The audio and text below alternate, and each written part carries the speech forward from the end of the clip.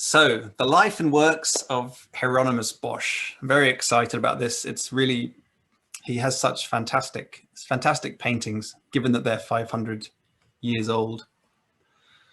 His birth name was Jerome van Aachen, because his family were from Aachen in modern day Germany, hence his surname.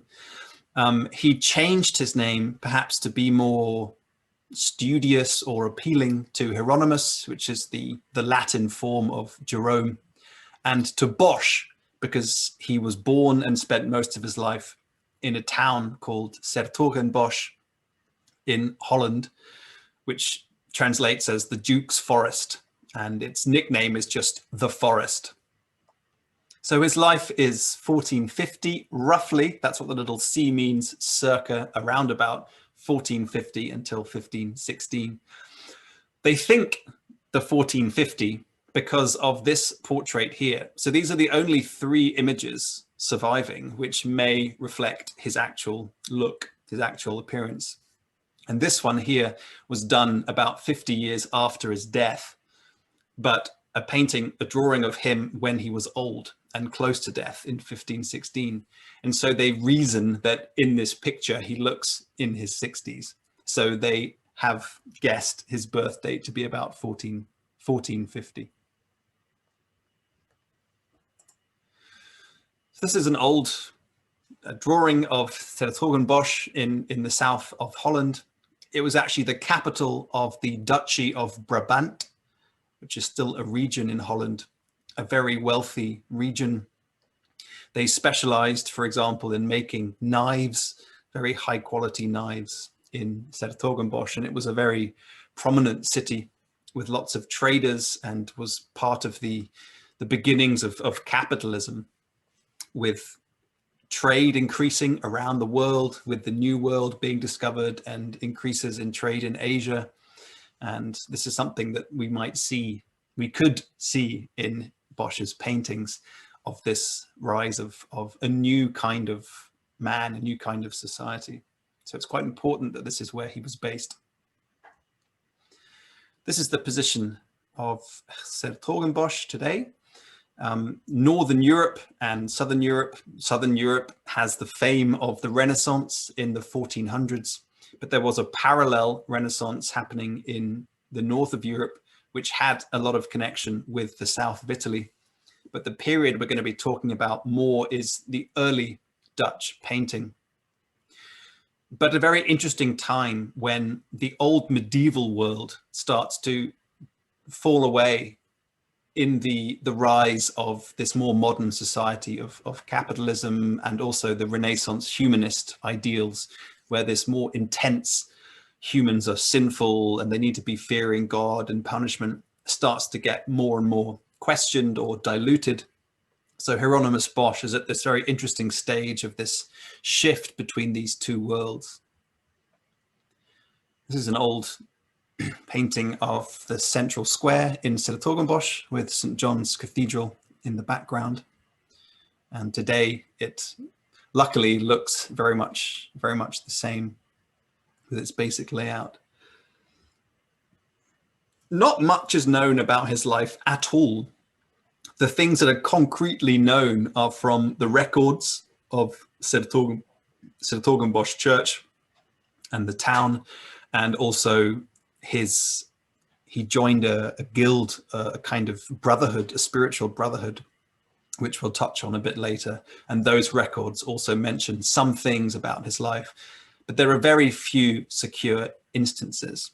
One of them is his marriage in 1480, so perhaps at the age of 30, to a woman, I guess at that time, obviously, who was very wealthy. So he married into a wealthy family.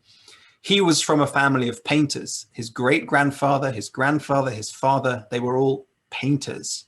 And he was raised up into a painting family, quite well off, and then married into wealth. And for the rest of his life, it seems that he was wealthy and influential and very much in the higher level of society. This is a painting by Jan Van Ike, who was a little bit before Hieronymus Bosch in the 1400s. Jan Van Ike, along with Robert Campin, were very prominent figures of early Netherlandish painting, Dutch painting, which loved realism. It loved the combination of the real with the symbolism of Christianity. So there are tons and tons of symbols in old Dutch painting, like the little dog for chastity, the shoes, the mirror in the back, the chandelier, the way that she's standing with her careful pose. There's lots of imagery and symbolism involved in these paintings. It's a marriage between the spiritual and the earthly. In the same way that the Renaissance and the Baroque in Italy, these developments in art were a way to touch people more and more profoundly, to really open them up and shock them into believing in Christ, or to following the message of Christ, or to following the morals of Christianity. We see a different way of doing that in the North, which is in a way much more, it's quite holistic. It's trying to bring in the real world of the people living in society, with all of their marriages and their drunkenness and money making, with Christian spiritual morals, like purity and the avoidance of sin and the avoidance of distractions. Shortly after this, in 1481, there's a record that he starts his own workshop. So already at the age of 30, he has enough clout and money to actually start his own workshop. And then we know that later on, he even takes on apprentices. So he's properly, involved in the artistic, quite high society of the times. This is the Ghent Altarpiece by Jan Van Ike. Just as an illustration of this realism, there's this intense sense of the reality of these figures. They're almost like photos of these people. But there is a sense of this enlargement of the reality, that these figures are much larger than surrounding figures, for example, or the landscapes below. So it's showing the reality, the daily life of people with this accurate forests and hills, but it's showing the importance that you should give as a good Christian to these divine figures of the Virgin Mary, for example, or God or Christ or the saints.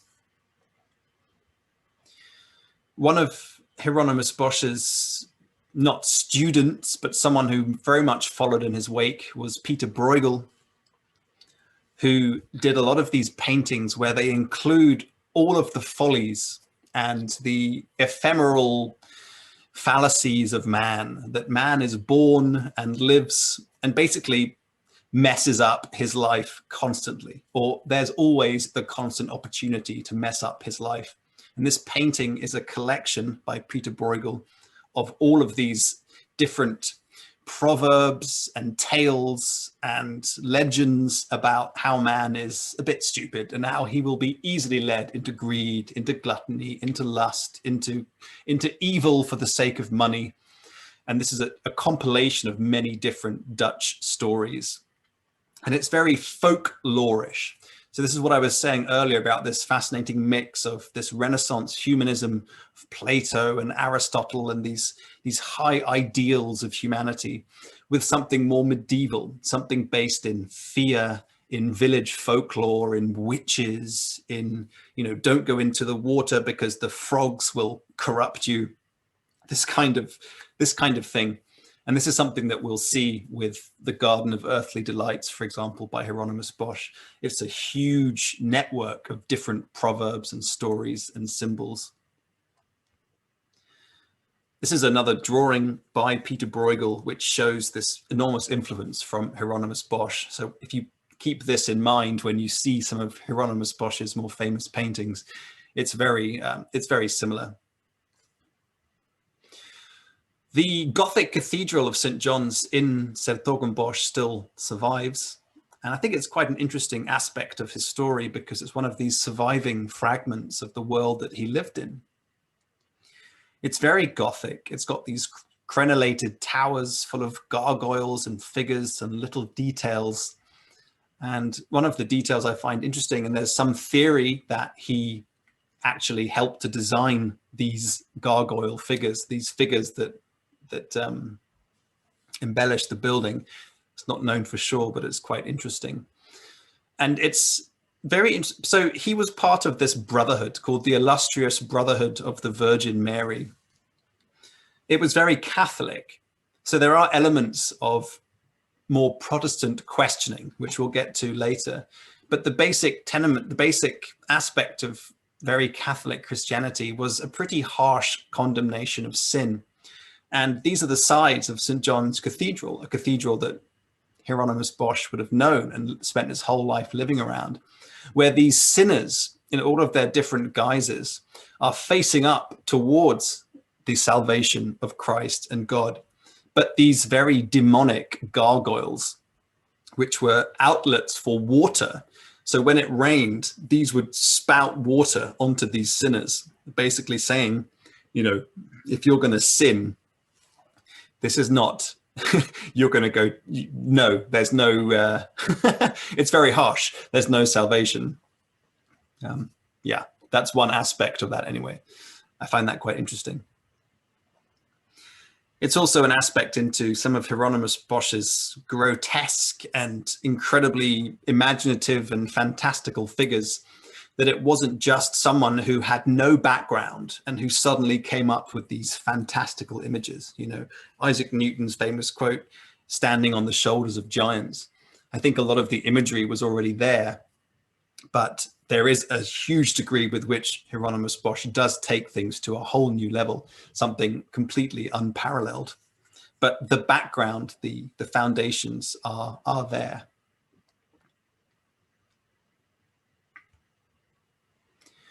One of these is Jan Van Ike, who was a few decades before Hieronymus Bosch. And this is a Jan Van Ike painting in this intense early Netherlandish realist form, where you do see something quite warped, something very strange. And again, a way to impress upon people the dangers of being sinful, the dangers of getting involved in gluttony, in lust, in following your libido, for example. And these strange figures like this person coming out of the mouth of some grotesque demon who's actually part of the body of another demon. You know, it's really weird, these sort of crab-like figures on the right here, dismembered serpents coming in and out of someone's body. It's weird, it's very evocative. So again, Hieronymus Bosch's works didn't arise out of nothing. You can go even further back to the early 1300s, one of the earliest Renaissance art pieces with Giotto in the Scravanee Chapel in Padua in Italy. And you see this depiction of hell with all of these small bodies and all kinds of grotesque, distended forms falling into hell, being tortured, all kinds of physical tortures. And then this weird image of this demon with these horns eating a human. And these are things that we'll see in Hieronymus Bosch. So again, these things are there in the psyche in Europe at the time. One interesting thing to remember about something like Giotto's work here in The Last Judgment is that these are largely physical tortures. What we see with Hieronymus Bosch is something much more imaginative. It gets much more psychological. Again, another way to really impress upon people more and more the dangers of sin, essentially. Quite a few of Hieronymus Bosch's triptychs, so these 3-paneled pieces that we're going to be looking at today, are in the Prado in Madrid. And they are there because after Hieronymus Bosch died in the later 1500s, Philip II, the King of Spain, he was very taken by Hieronymus Bosch's works. And he actually brought them back to the Escorial, this palace a few kilometers from Madrid. And then in the 1930s, they were then taken to the Prado Museum in Madrid, which is where you can see quite an amazing amount of Hieronymus Bosch works. Holland at this time in the 1500s, the time when Hieronymus Bosch was younger, was part of the Burgundian Netherlands. So it was conquered by people, the duchy from France. It was a conquered nation ruled by a foreign king. And within Hieronymus Bosch's lifetime, this passed into the Habsburg monarchy, who were based in Spain, and they held huge tracts of land in Europe, largely through marriage and conquest. So this is another important part to remember of conquest, of armies coming in. But this is the reason why Philip II could acquire these pieces, because of the Habsburg Empire. So we'll look at some of his early works briefly before going on to some of his more famous works. So this is from roughly 1490, the Crucifixion with Saints and Donor. In a way, it's quite a normal Renaissance religious piece. It shows the crucifixion of Christ with the Virgin and others around it. But there's something quite warped about this landscape, which is quite prominent in this early Netherlandish form. It's a different kind of perspective. For example, the city in the background, the buildings are so huge. They give this sense of, wow, oh, wow, which is this appeal of a new kind of religious painting, a new kind of talking to the masses. It's the same with politicians trying to figure out better and better ways to make slogans, to involve people in their cause. And I think this is very similar in the religious domain in the 1500s, when religion and politics, they were not really separated. Also, you see this line going across the painting here. You have this short foreground where all the figures are based here, and suddenly Christ is taking up this image where you get this sudden receding background.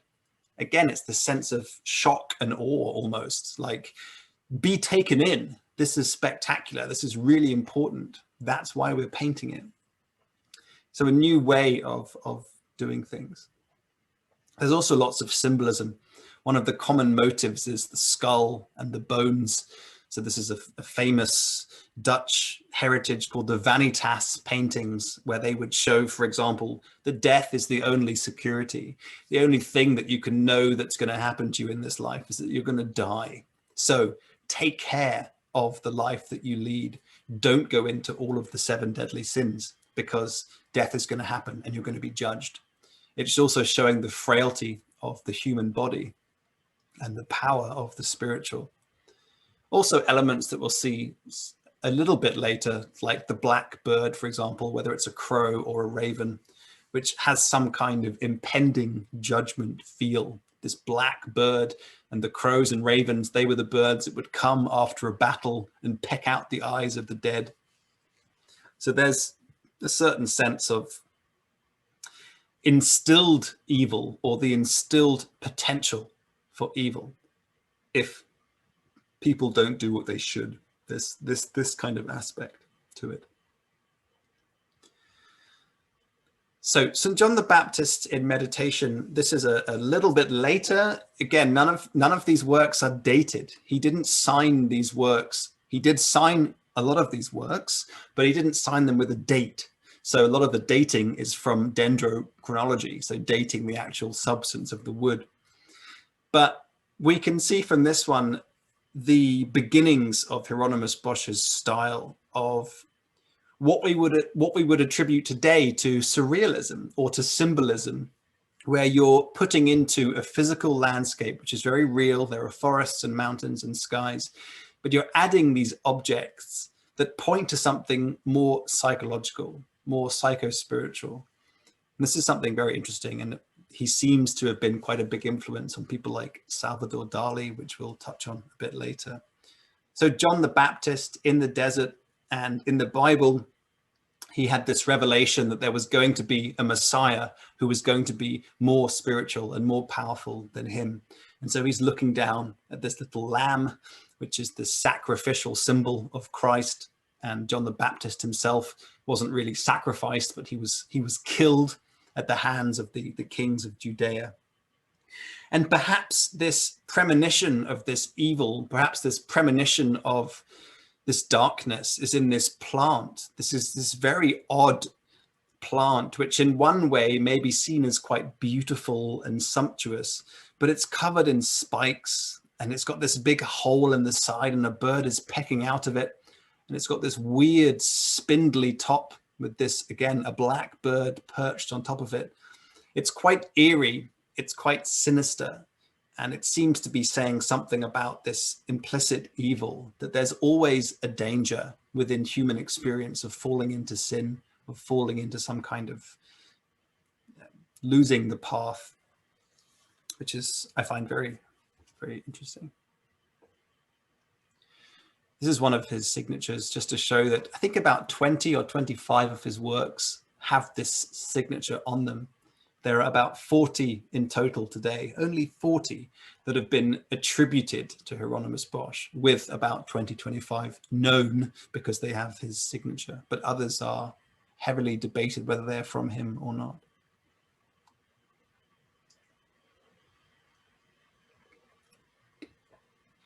Another earlier one is the Christ crowned with thorns. A bit like we saw when he was being crucified, where there was this slightly warped, interesting depth perspective. It's almost like the opposite here. This is a work where you're thrust right into the middle. None of the figures have their full body shown. They're all slightly barging into the scene. And there's quite a lot of symbolism in it. This guy here with his arrow through his head with this weird wedge on the end. It seems to be some kind of, he's been shot through with a conditioning or some kind of prejudice or stupidity where he's just doing the will of someone else, doing it for some kind of political reason perhaps, or war-related reason. And this guy on the right, he's sympathetic, he's got his hand on his shoulder, but he's got this vicious dog collar around his neck. I mean, this is not someone who's sort of thinking freely for himself. And this halo behind Christ, which is actually the crown of thorns. It's this, again, it's making people think. It's how it seems to me. And again, not much is known about Hieronymus Bosch's inner beliefs, hardly anything. So it's a lot of conjecture, but it's a very suggestive painting. It's bringing you into the story. It's making you question things. It's making you look to these symbols and details and to evoke your own emotional response to this kind of situation, emotional, spiritual response to this kind of situation.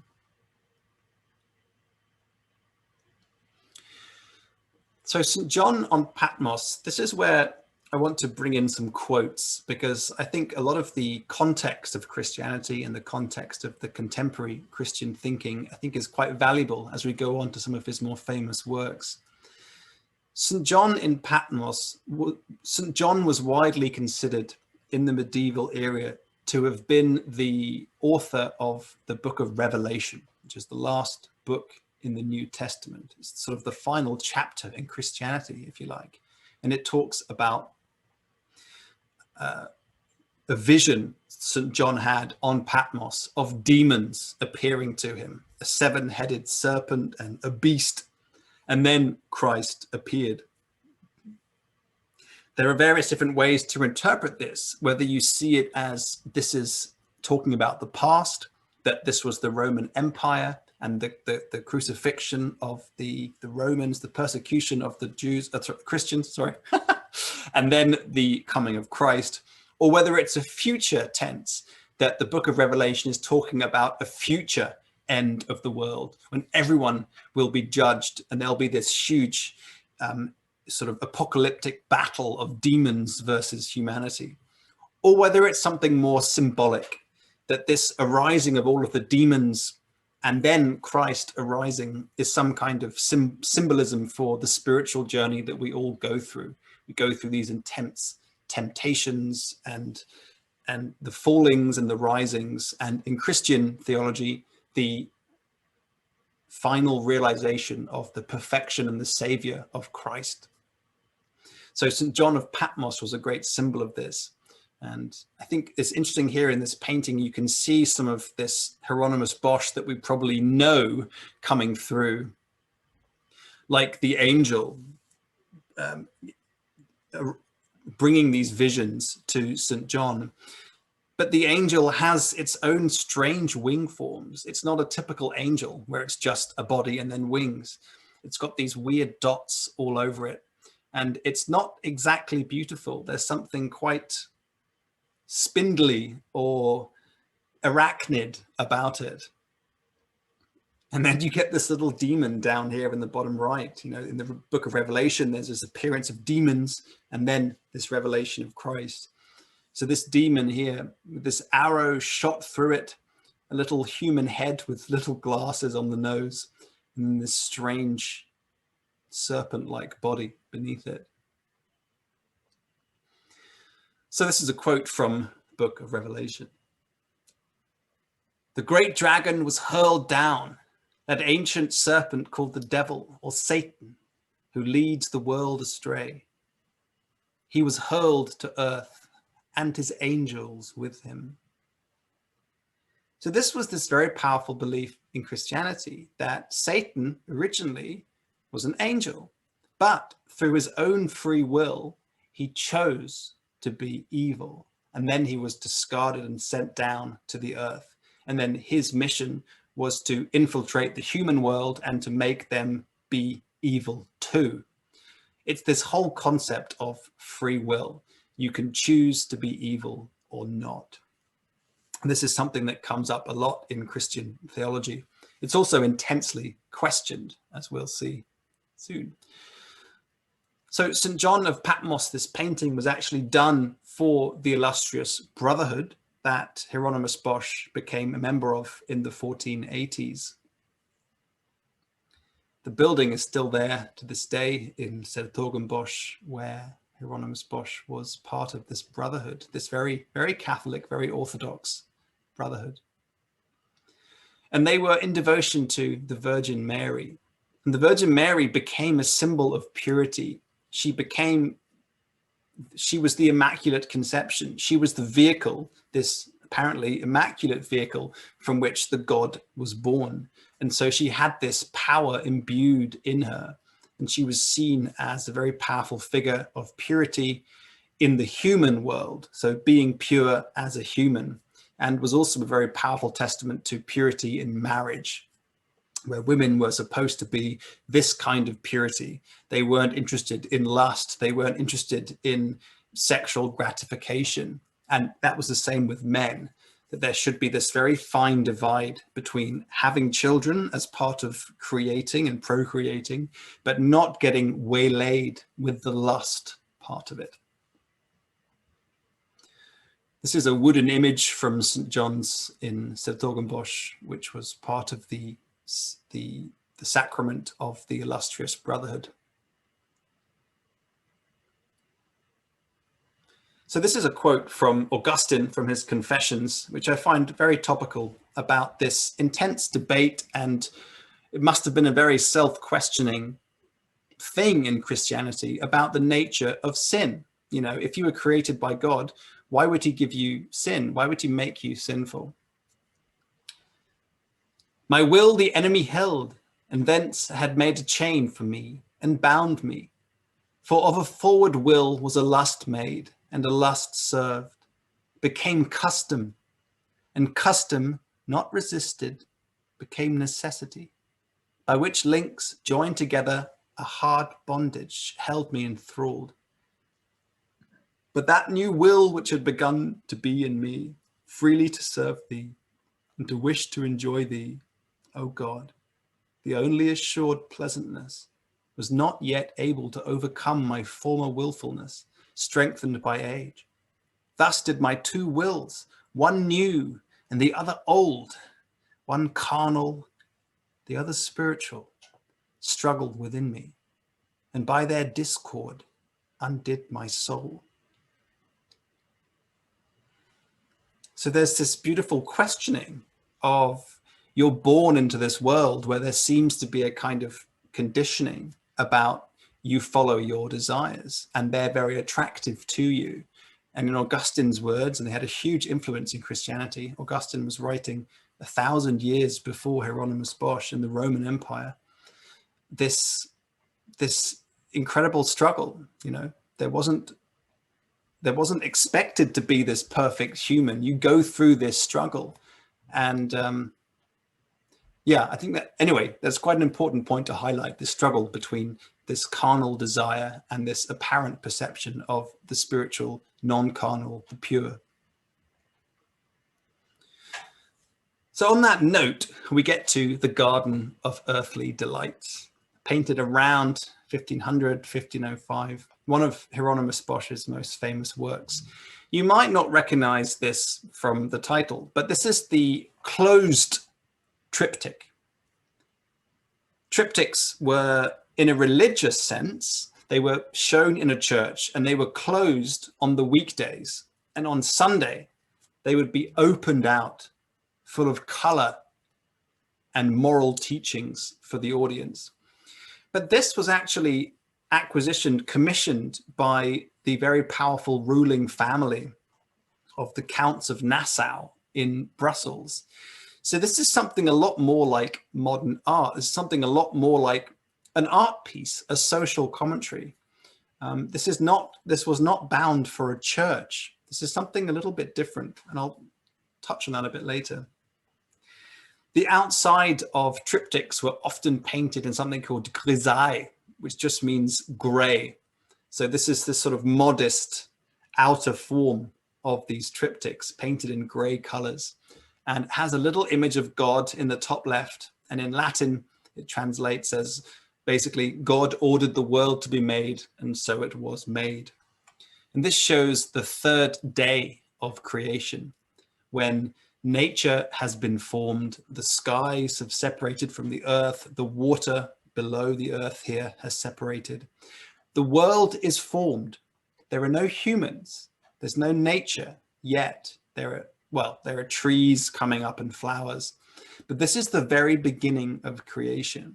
I think this is a really important aspect of the flurry of madness that then entails the creation. But you can see in the details that already in the creation, before man is even made, there are these weird forms spiking out like hooks and claws coming out of the landscape, which we'll see within the triptych itself, which suggests something like, again, as I said earlier, this intrinsic evil, a latent evil waiting to come out. You're not secured because God is there. You're not, by guarantee of God's existence, free from sin. There's something else going on that you have to be constantly vigilant of. So as you open up the triptych, you then have this incredible spread. This is one of his most famous works. It's one of my favorite paintings ever. I mean, it's such a insane, crazy, so detailed vision of life, basically. This is its rough size compared to a human, just to give you a sense of the perspective. It's about 13 feet across and 6 feet tall. So as I said, it was made for the Counts of Nassau, these very wealthy, very Catholic rulers of Spain at the time. And they had their base in Brussels, and this painting was shown in Brussels. There's a theory that it was for this man here, Count Henry III, who actually wasn't very pure in his lifetime and had lots of illegitimate children. He only had one legitimate child after 3 wives, and would watch people having sex on his huge bedroom bed when they were drunk. So he wasn't a pinnacle of morality in any sense by that definition, but it's not known for sure that it was for him. But it was certainly for a Catholic appreciating audience. So if Hieronymus Bosch is some kind of heretical Christian who's talking about the joys and the delights of luxury and that's the greatest truth, it really would not work with the evidence of it being shown for being made for a very Catholic monarchy who were involved in ruling that country. So, yeah. One of the first commentaries about this painting is by a Spanish, I'm not sure, sorry if it's Spanish or Italian, Antonio de Beatis in 1517, so a year after Hieronymus Bosch dies, where he comments on seeing this painting at the Nassau Palace in Brussels. There are some panels on which bizarre things have been painted. They represent seas, skies, woods, meadows, and many other things. such as people crawling out of a shell. Others that bring forth birds, men and women, white and black, doing all sorts of different activities and poses.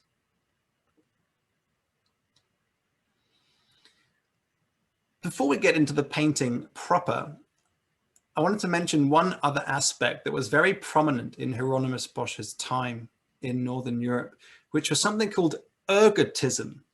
And it's from the ergot seed, which it's a fungus that corrupts bread, rye bread. And if you eat a very bad form of this moldy bread with the ergot seed, then you can succumb to very intense, painful hallucinations, fevered visions, fevered behavior, and your limbs, your extremities, your hands and feet, they go gangrenous. And in the medieval era, they were chopped off to try and save you. But you can then imagine all of these people still being feverish, but having no limbs in the streets, in your family. It's very, very, very horrific. There's this famous instance only a few years after Hieronymus Bosch dies, when there's this dance outbreak in France where people start to dance. 400 people are dancing maniacally for no apparent reason. So there's this aspect of disease, human disease, making people crazy, which is very easy to attribute back in the day, 500 years ago, before the science of the 1800s showed that it was from a bacteria.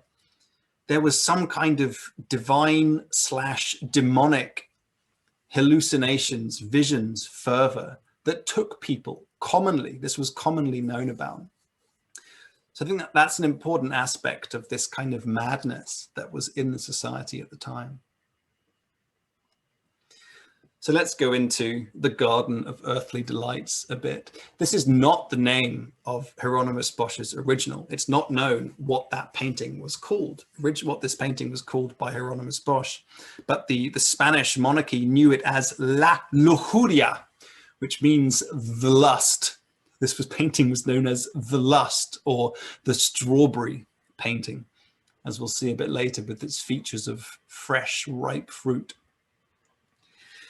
So just a very brief overall is the Garden of Eden, the Adam being introduced to Eve, and then the preceding mania of human life after this original sin, if you like, or this original creation, and then hell on the right, the judgment and the punishment of this kind of behavior. So we start on the left with the Garden of Eden, with God here in the middle in this very pink color, which we'll see in a lot of the buildings that then come later in the triptychs. And this face of Adam, which I find really amazing. And again, a lot of these images I'm going to be showing you, they're a few inches across in reality, but the detail is incredible. I mean, look at the depth of the forest and these abundant fruits growing on this tree. You know, fruits growing on a tree is a very powerful Christian image of being drawn into the world through its delicacies and through its temptations. This look of Adam, you know, suddenly he's introduced to this gorgeous, sublime woman with her long hair cascading down her back. And God almost saying like, and now this pure lineage between, but look at his face. He's like, oh, wow, yeah. Again, this is all supposition, but I find it quite an interesting moment. The moment of original sin. This is the moment of lust arising in the earliest human figure. Adam looking at Eve and going, whoa. At their feet is something very interesting, because this is not like the Garden of Eden portrayed in other Renaissance portraits where it's just paradisical. This is something, as I was saying before, where there's this intrinsic ill. There's this weird sickness already latent in creation. This possibility for evil, this possibility for sin. these figures are not these divine, beautiful, original creations of some deer wandering around with their gorgeous antlers and a rabbit and a squirrel. This is a kind of leopard capturing a lizard, a weird three-headed bird, a kind of seal creation with hands crawling out of the water, a duck reading a book, a weird fish, which does not look positive, flying out, a kind of horse, a unicorn figure, loads of toads. In the medieval era, toads were the sign of the devil. They were these nighttime creatures, and they were often poisonous. And they were seen as a very strong figure of the devil. And this figure here, for example, some kind of half duck, lizard, bird eating a frog. It's all very sinister. And in the background, there's this strange mix of beauty and also, again, this weird, sinister role. In the foreground, you have this sort of lovely flesh-colored, semi-human, semi-natural, weird creation with these birds gloriously flying through it. But over here, these weird figures of nature that you see in the front panel, which I showed you, already before humans were created, this weirdness, this sinisterness, if that's the word, and a crescent moon. So the moon is quite important in medieval symbolism. It's seen as something where you're constantly wandering. It's there in the day, it's there in the night, it's there when you're traveling in land, it's there when you're traveling at sea. It was seen in part as a symbol of this constant human searching for gratification, for knowledge, when actually the real knowledge is God, is Christ, right? It's already written down, it's already clear, but we constantly wander away from it. And at the center is this fountain of life. In the Bible, it's the tree of good and evil, a very debated subject, what it means. But this is also a period of the Renaissance. This is a period of enormous discovery. 10 years before this painting, Columbus had discovered North America. Reports were coming from all over Europe of giraffes and elephants and bears and all these kinds of, and lions, and this kind of big panorama of increasing knowledge. Also a unicorn down here, a mythical creature. But there's also the lion eating the stag. So there's this, again, this sinisterness that it's not just a purity in the Garden of Eden. There is this animalness. You can watch rabbits mating, and this is where, doing it like rabbits or doggy style, all of these things which you see in nature. And if you're a kind of pure Christian human, you would say, well, we're not part of this and we're very pure. But it's like we're also animals, and Adam and Eve are being portrayed here amidst all of these other animals. So again, there's a lot of supposition about the background and Hieronymus Bosch's own views, but there are certain things that are just interesting to point out, at least. Also, in a purely aesthetic sense, I find these details really, really gorgeous. One of these Renaissance aspects is a guy called Ciriacus d'Ancona, who had made a voyage around different parts of the known world and had drawn, for example, giraffes that he had seen in Africa. And when you compare this to Hieronymus Bosch's giraffe, they're very, very similar. Another aspect of this sinister, latent potential for distraction, for evil, for falling away from God, is this snake crawling up the tree just to the right of Adam and Eve. So it's a date tree, but it's, again, it's just this sense of the already encroaching evil. And this is before Eve has taken of the fruit of knowledge. So it's already there in Hieronymus Bosch's works. So again, whether this is him being ultra-Catholic or whether this is him being heretical and saying all man is flawed, and anyway, we'll touch on that a bit more later. Also arising out of this central mass underneath this central fountain of life, this tree of good and evil is quite a central pillar in Genesis as a kind of moral compass. The base of it is full of jewels. It's this sort of mass of earth being created, the substance which created the rest of the earth, but it's full of jewels, which again has this sense of this innate corruptness, that it's inviting the humans to be quite corrupt. All these lovely jewels are there. And out of the waters, again, arise these weird images, a three-headed lizard, loads of toads, some kind of, this would never have been seen by Bosch. It doesn't exist. Neither does the three-headed beast coming out of these waters. Again, it's pretty sinister. A painting by Salvador Dali in the 1940s, I guess, or 1930s, called The Great Masturbator, is a great testament to this part of the painting. If you look at this image here on the right of the Fountain of Youth, and then Salvador Dali's painting, and you turn it upside down, they are very similar to each other, with this symbolist image of the human already being clouted and masked by desires and corruptions and all of these kind of future sins. Again, this is supposition, but it's an interesting way to follow on from the images that you see. It's very, very, very similar. And this beetle weird thing with its drooping eyelashes has been a theory for the drooping clocks of Salvador Dali.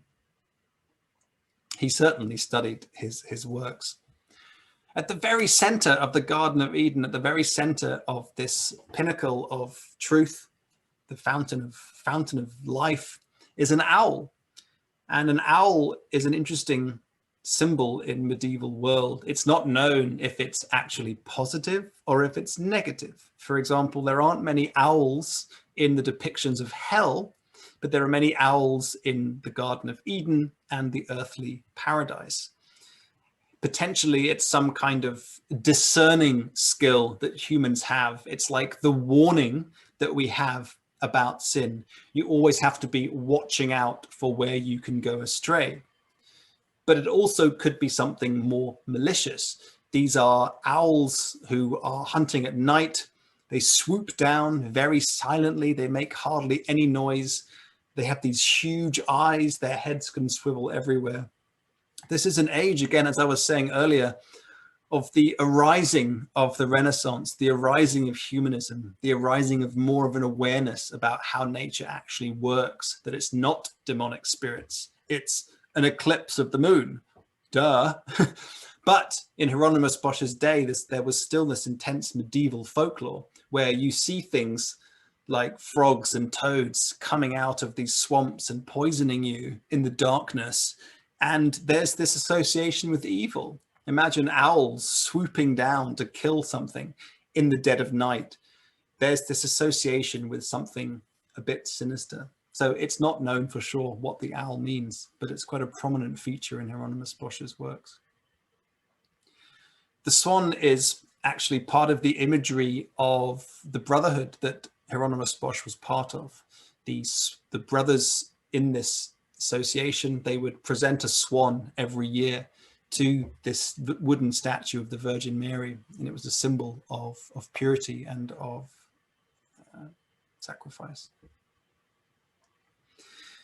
So then we come to the Garden of Earthly Delights. It's a raucous funfair of all kinds of activity, every kind of human frolicking and folly and fun and desire and mania that you can possibly imagine. And the details are absolutely incredible. The main center, if you like, is these men. These are all men. These are male figures who are parading in this raucous parade of all kinds of animals, whether it's horses, griffins, a mythical beast, stags, goats, birds, lions, leopards, pigs. They're doing this it seems like a constant circle around these beautiful women in the center. And it seems to be just a very powerful statement about the continuation of lust. You're never going to have enough. There's always going to be more desire. But considering the hell panel that comes next, this is not something that you should just join into.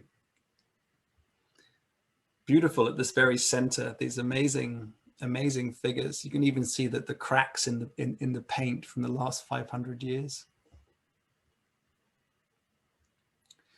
What's also interesting is at the very center is this egg, which is being carried by these people.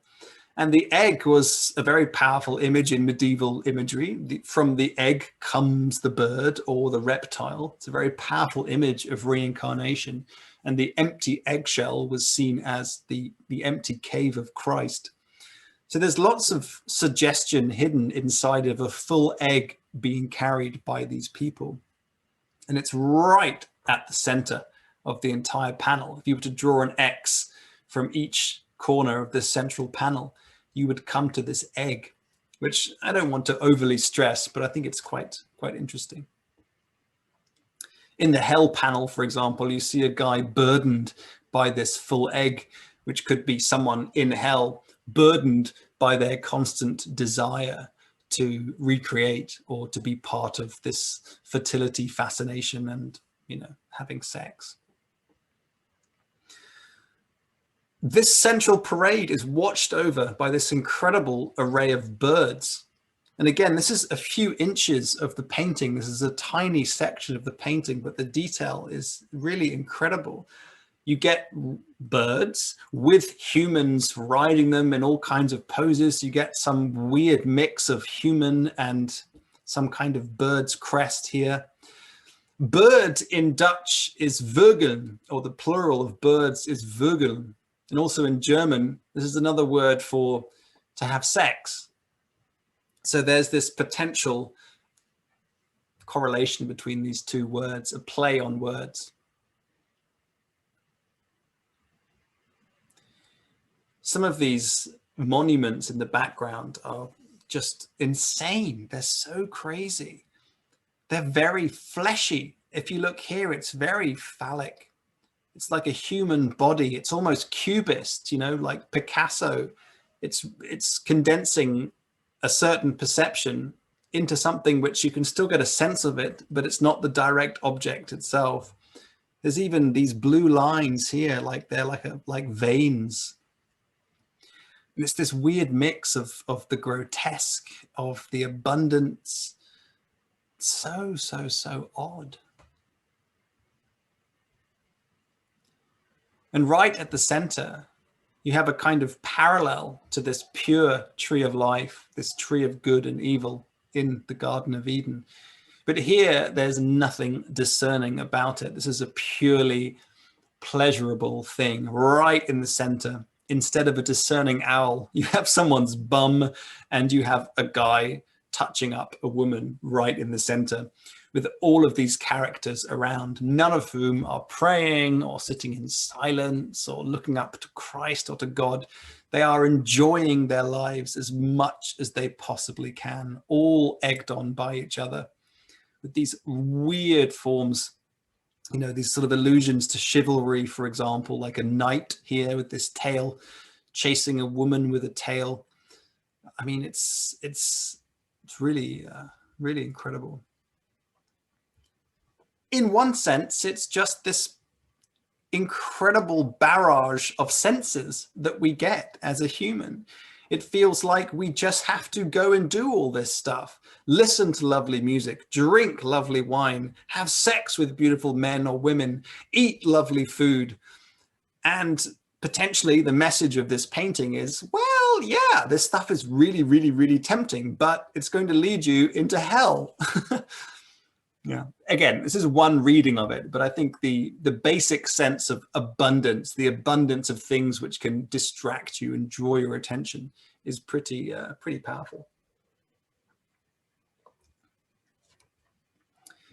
I love this little detail here. Again, a few inches across, of these people worshipping a strawberry, a luxurious fruit. In the medieval age, 500 years ago, when fruit was ripe, you had a few days to eat it. You couldn't go and buy it in the supermarket and a week later and it would be ripe again, guaranteed. Ripe fruit was seen as a real luxury. And this sense of luxury is part of lust. It's part of this intensely egotistical desire for the finest pleasures, believing so much in the salvation of the material world that you completely forget the spiritual. And this is, I think, pretty clear here. This is a religion of the physical as opposed to a religion of the spiritual. And down in the bottom half, again, there's just this enormous, enormous array of bodies. Doing research for this tour, I kept going back and back and back and zooming in on all of these things. You know, there are various websites where you can find really high definition quality of these paintings, and it's just absolutely fantastic. Like, again, you see the owl here balanced on top of some weird fruit that's blossoming out of these two people having sex. Again, the sense of procreation, everything mates with everything else in order to procreate. But the message is potentially sex is everywhere, whether it's animal, plant, human, who are animals, but beware, don't get too wrapped up in this. And perhaps this owl is this discerning quality of humans to be able to see that this is wrong. Who knows? And this funny parody of the Garden of Eden, eating from the forbidden fruit. And these are men and women freely eating. Yeah, let's have some more. This guy's even offering a new addition, something much bigger, this huge strawberry. It's this very warped, twisted form of the ideal of the Garden of Eden. And it's saying this is not how it is at all. People are so ready to be sinful and to be completely wrapped up in the physical world. The offering of berries, for example, was a huge aspect of courtly love between a man and a woman. And so here, this guy, his whole head is just a berry. I mean, it's very funny as well. And again, it's not known whether Bosch intended to make it funny. But there are a lot of moments when you have to kind of laugh or smirk or laugh at this futile ephemerality of human nature. You know, we get born, we get taught about Christian sin, and yet we just go into it and we just go into all of the sins of all of this world. It's almost, for me, it feels quite human. It feels like a kind of, it's quite modern in a way. It's quite, it's a warning, but it's also like, this is what's happening, you know, this is what human nature also seems to be like.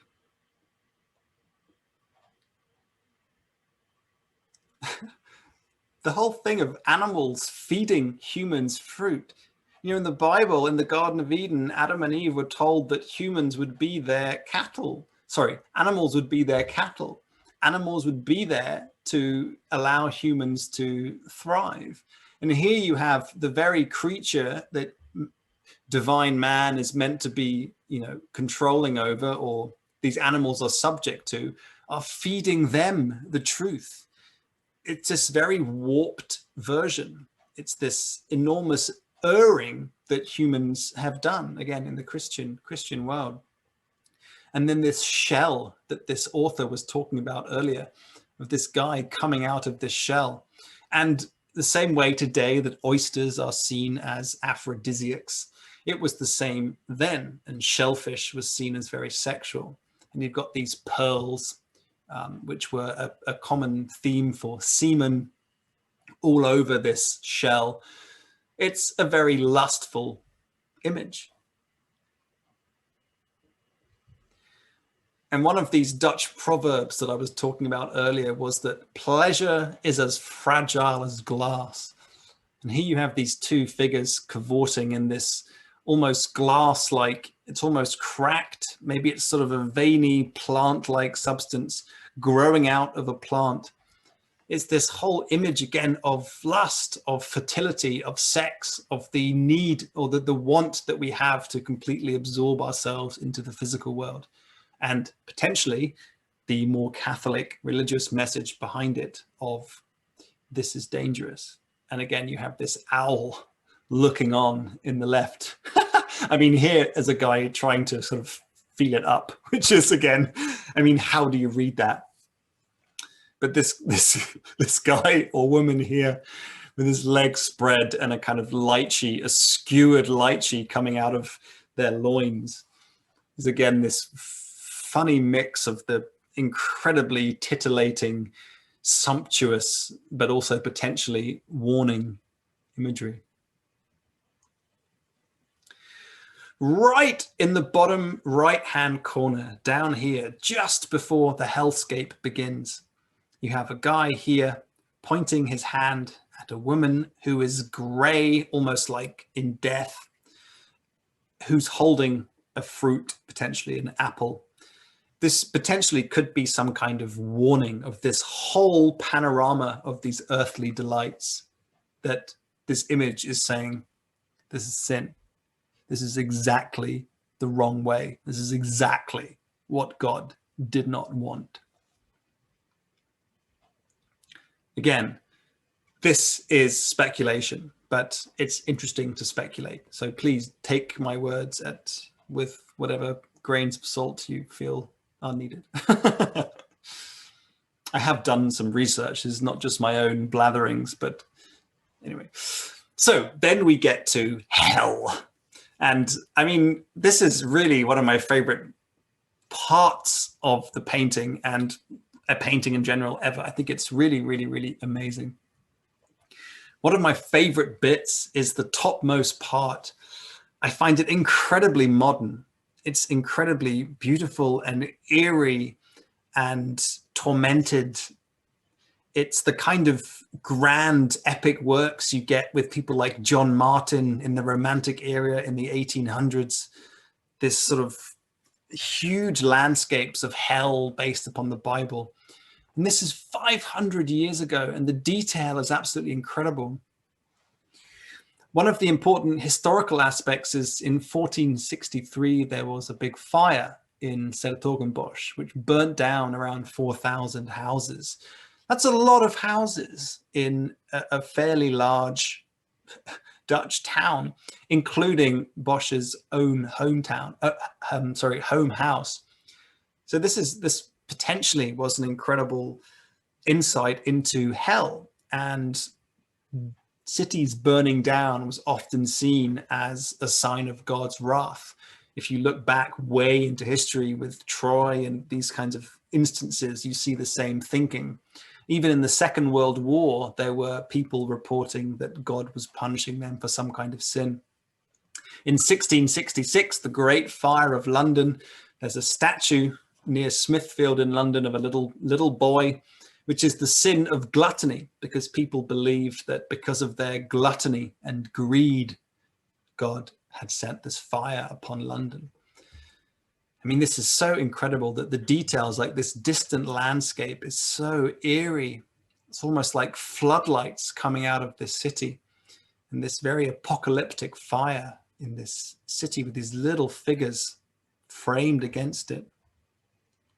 It's really, really eerie, and really would have put people in their right place back in the day. This would have been a real, I think a real evocative shock and intrigue.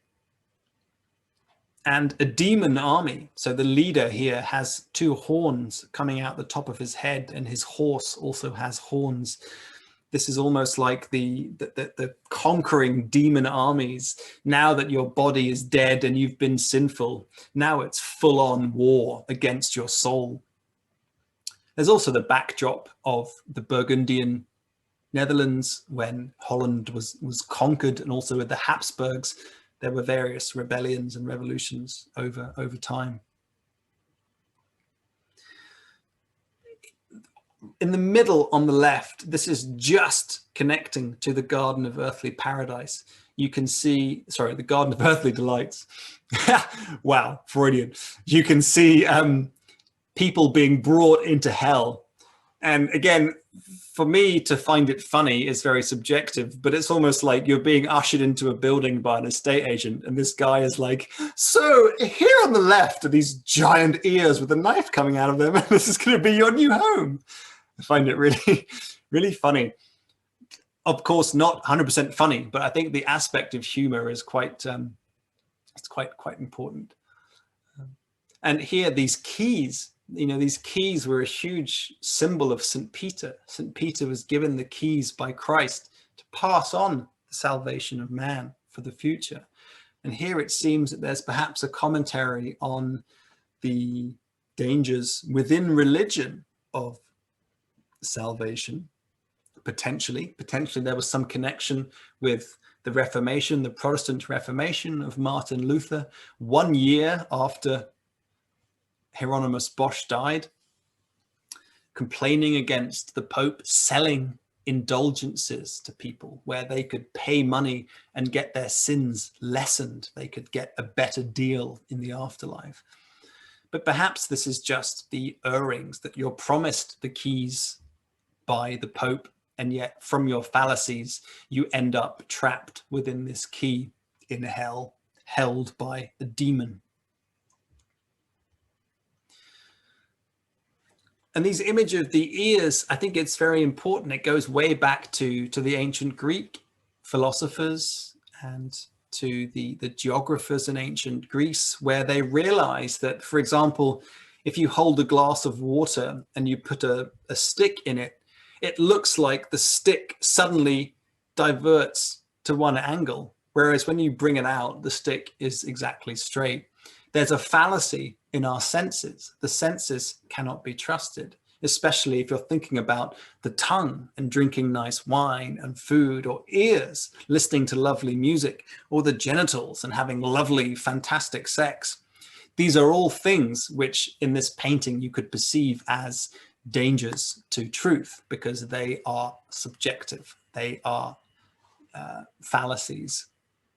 I mean, an arrow piercing these ears, demons crawling out of the sort of the entry point, and then this knife just coming out. I mean, as I said, Bosch, this town was known for its knives. This little bee is potentially an insignia from that factory area.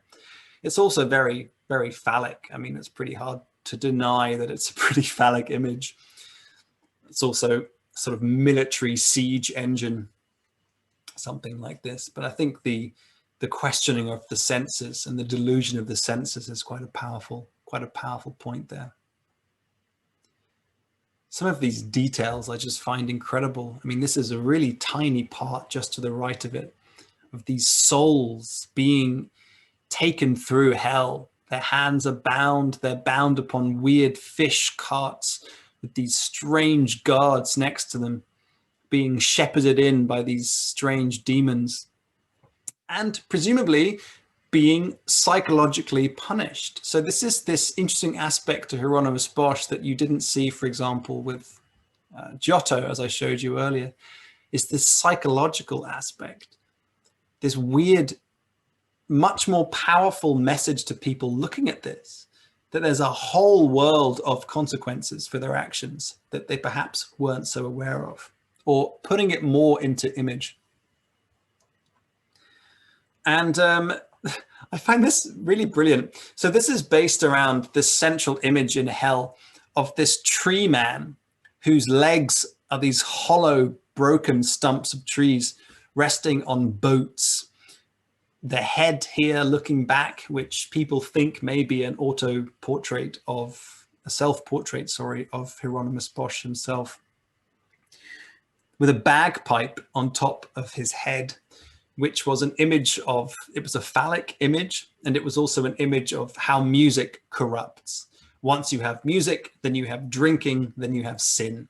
So the whole aspect of going to bars and drinking and gambling and listening to music and playing music was not necessarily frowned upon, but it was like, well, look, if you're going to do that, you've got to accept that you're going to be very much more tempted into sin. So inside his eggshell, again, this sense of the eggshell and the reincarnation of Christ, I think is quite powerful here. There's a pub inside this shell, which is labeled by the same image on top of it. And inside this pub, there are maidens pouring you beer. But you are presumably psychologically tortured inside this pub for your sins of that kind of gluttony in the real world, in the life that you once led. All of these guys, for example, I mean, look at the detail. They're sitting on a toad, the image of the devil. I mean, the details are just incredible. Here, for example, you can see a knight being ripped apart by demon dogs of different colors. He's got a frog flag trailing in his hand, which is potentially some kind of message that in his life he was waylaid, he was serving the devil, perhaps by trying to corrupt the people that were serving him, or in war or in battle he was corrupt, and they're ripping out his entrails. And there's this cup, the Eucharist cup, with the piece of bread falling out of it. This was the sacrament in the Catholic Church.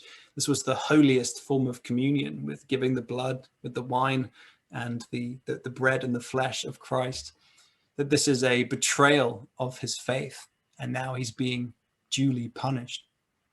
A guy just completely naked on the edge of another Bosch knife. And under it, a woman being led into a wine jar by some kind of weird demon on her back, as if she's a kind of cattle. And a little nun or a monk here with a sword for a head, trying to waylay someone, trying to bring someone out of their peace into some kind of deal.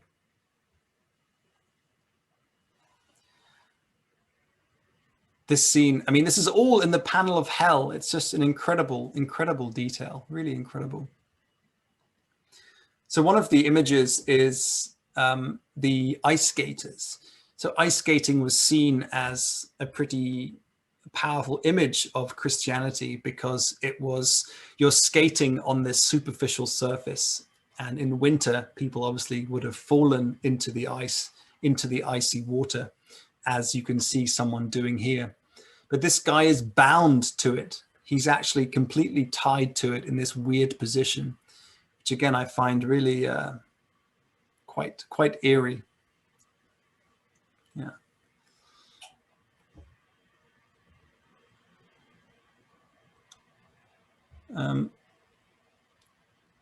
Here you can see this, the sense of the gambling, the sense of music, with, for example, this gambling board up here. Someone's heart has actually been sort of skewered through up here by a kind of frog demon. She's got a dice on her head. She's holding a drinking cup. This rabbit-headed demon figure is playing a horn.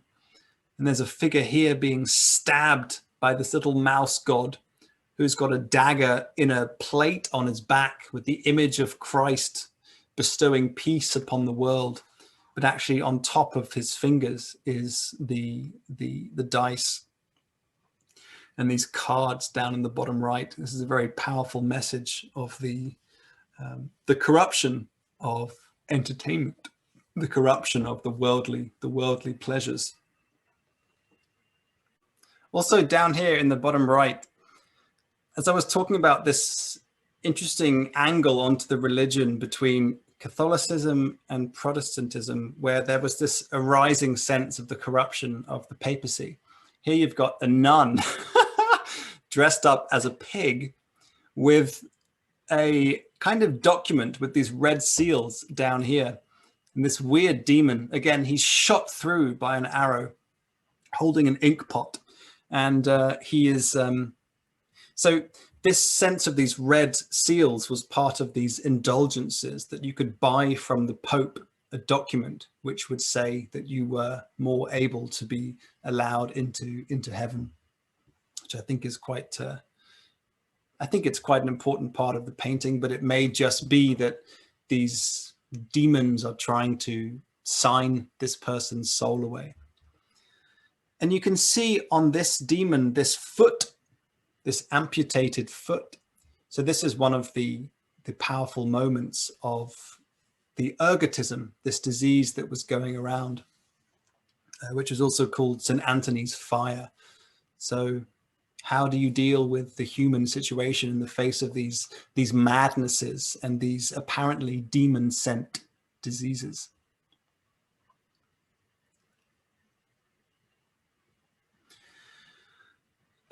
Here is a very strange image, as many of the images are strange, of this bird with a pot for a hat, eating a human who is somehow fierily farting out birds out of his bum, and then is being eaten, and then is being kind of defecated out into a bubble.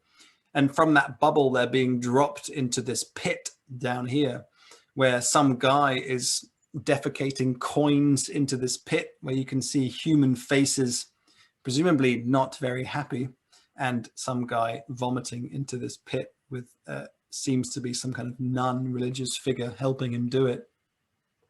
It's really, really quite weird. One of my favorite images is this woman looking into her reflection for eternity. So this is hell. These are the psychological and physical punishments of the things that you've done wrong. So for vanity, for example, there's this woman naked with a toad, the symbol of the devil, on her chest. These demon hands wrapped around her, staring into perhaps the face or the bum of this demon figure with these weird tree-like hands.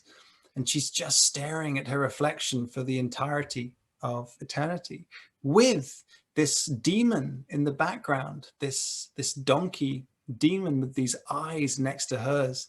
It's this very chilling image. And again, it must have been so evocative at the time. Time-wise, guys, I'm probably going to go on a little bit later than 1 hour, so feel free to stay as long as you want, but if you get bored, just go. But I think we'll go on for another sort of 10-15 minutes or so, just to let you know. Another image is the corruption of music, or the perceived corruption of not music, but the wrong way that you can take music. So if it's lovely choral songs, that's one thing. But if it's bawdy lyre and sort of guitar playing in a pub, that's a whole different thing. And this element of humor, again, this guy trapped inside a drum, just constantly being banged on by this little weasel-headed demon here. Or this guy who's been crushed underneath a giant lyre, which has someone being crucified in a harp above it. And on his bum is imprinted a song, which this religious demon is kind of singing. And these people seem to be singing along with it. It's really eerie. And it seems to be, again, a message of, yeah, your sins will be nicely compensated. Don't you worry, in the afterlife. Here's a close-up of this scene of the hand and the dice, and the corruption of music and gambling.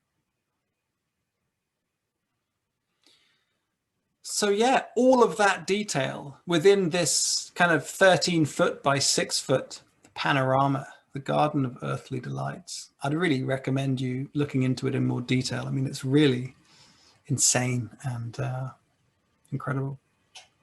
So a couple more paintings from Hieronymus Bosch, just to bring out some more aspects of his work before we finish. So the Temptation of St. Anthony. This is actually from kind of roughly the same time as the Garden of Earthly Delights, as far as we know. This was a really popular story in the medieval era. St. Anthony was a guy who didn't want to be part of the bourgeoisie society, and he left his family wealth and went into the desert and tried to become really pure.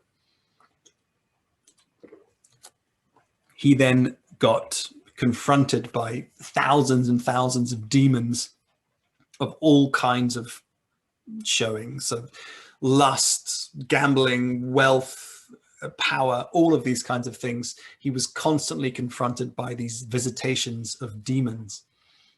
And eventually he resisted and became a kind of powerful preacher. But there are some lovely moments in this, such as the place where he's actually living is underneath a guy's body. So this is the cave where St. Jerome is based. And it's just this guy with his bum in the air and his face kind of screaming up into heaven. Yeah. And then this odd figure again, oops, ice skating down here. Again, bringing a message with a little red seal on it, which could be these popes who were becoming corrupt, the increasing corruption of the church. In the sky on the left panel, part of the Temptations of St. Anthony, is this incredible scene of St. Anthony being carried through the air by these strange forms. So in art at the time, there were airborne figures like angels, but there were not these strange boats and fish in the boats and seals underneath the boats and a guy being born on the back of these strange demons flayed against the heavens. You can see some of that influence in the same name, The Temptation of St. Anthony by Salvador Dali. These strange elongated figures and this collection of different religious and cultural symbolism, also sexual, all of these temptations are peeping out at him. And the central panel is this abode of St. Anthony in the desert, this old abandoned Roman fort, which has been revealed for us to look into. And it's quite funny that right at the middle is just the face of Anthony looking out, being like, oh, God. And all around him, he's completely alone. All around him are these images, these visions of all different kinds of temptation, whether it's these horrible, reptilian, brutal images here, or something more attractive, like an attractive nun here who's offering some food out. But if you look at her tail, there's this very reptilian tail coming out. Little guy holding an egg in a cup. A weird image of a sort of trumpet duck figure blowing soot out or something. Little character here who's just a head with little legs coming out. And right in the middle of the painting, almost in the top right here, in the inner sanctum, without any demons, is Christ. This is the peace. This is the solace. This is the meditation that St. Anthony is set upon. And this would have been, of course, a great teaching for people in the day. It would be like people these days turning towards Buddhism or the mind, body, spirit world, or the monk who sold his Ferrari, like eschewing all of these worldly things and coming in contact with something much more central and peaceful.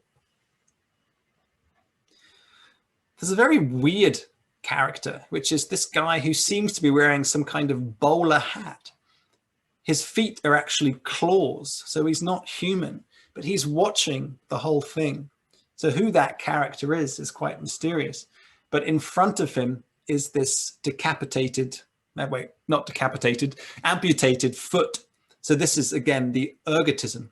And another name of this disease was St. Anthony's fire. People would go through this intense fever, this intense pain, hence St. Anthony's fire.